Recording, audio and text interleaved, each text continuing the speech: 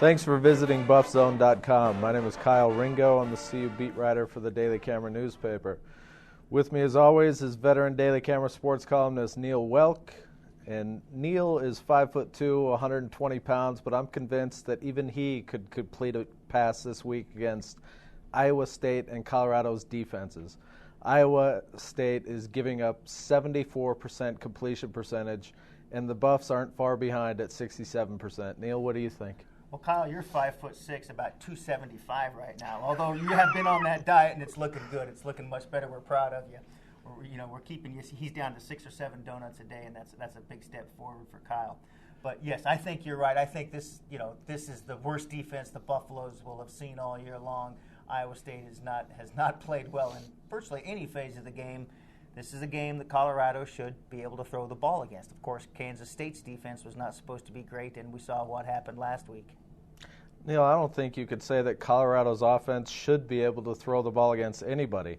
They haven't proven they can do that in any regard this year, and I'm going to have to see it before I believe it. This offense is bad at throwing the football.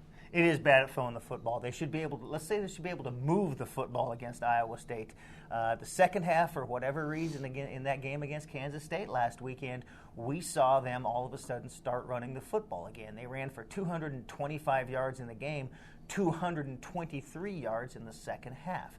The coaches couldn't explain it. They couldn't say why they all of a sudden found their running game.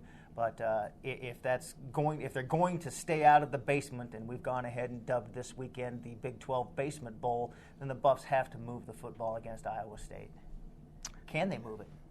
Yeah, if they can't, they got huge problems. I mean, they don't have huge problems now. It's all roses right now.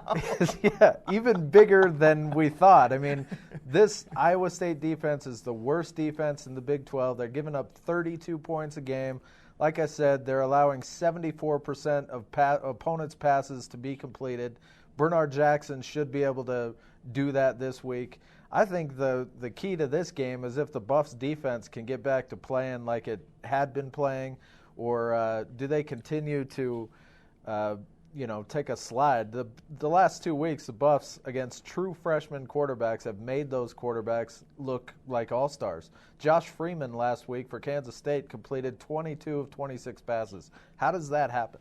Well, ask the Denver Broncos. They're the ones that let Phil Simms do that same thing in the Super Bowl. Not that I'm comparing this kid to Phil Simms. But the thing I really want to know, Kyle, is how did Iowa State get so bad? This was a game that a year ago, Colorado was 7-2, ranked in the top 25 in the nation. Iowa State was playing well. It was supposed to be for the game that was going to decide the Big 12 North Championship. A year later, these two teams really stink. And we've watched Colorado, but how did Iowa State get to this point?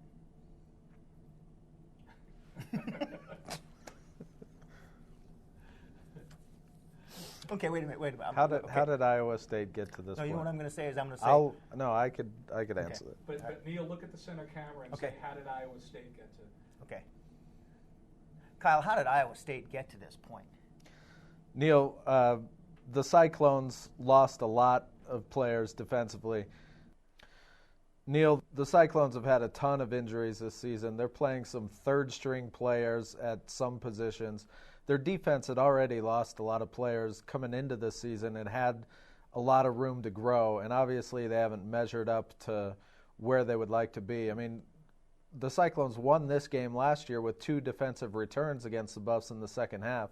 The defense has been atrocious, as we've detailed. The offense hasn't lived up to expectations.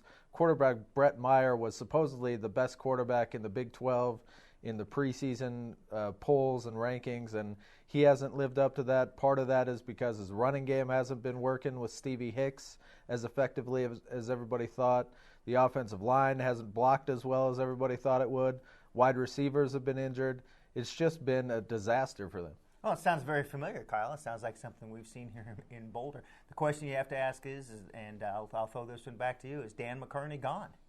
I would say he is. I mean, you don't hear rumblings about the coach losing his job a month before the season ends and there not be something to that. Dan McCarney has been at Iowa State for 12 years now. He's he's been an effective coach there. I mean, Iowa State wasn't exactly tearing it up before Dan McCarney got there. He's got them into position to compete for the Big 12 North title the past couple of years, even though they found a way to choke it away in the last regular season game each of the past 2 seasons. But Dan McCarney has not been able to take the program to the next level, and that's actually winning those games and getting the program to the Big 12 championship game. Wow, that sounds really familiar. I'm trying to think. Oh, wait, Ricardo Patton, Dan McCarney. I think we're going to see a parallel here. Wow. You really like Ricardo, don't you? Folks, tune in next week on BuffZone.com. Thanks for joining us.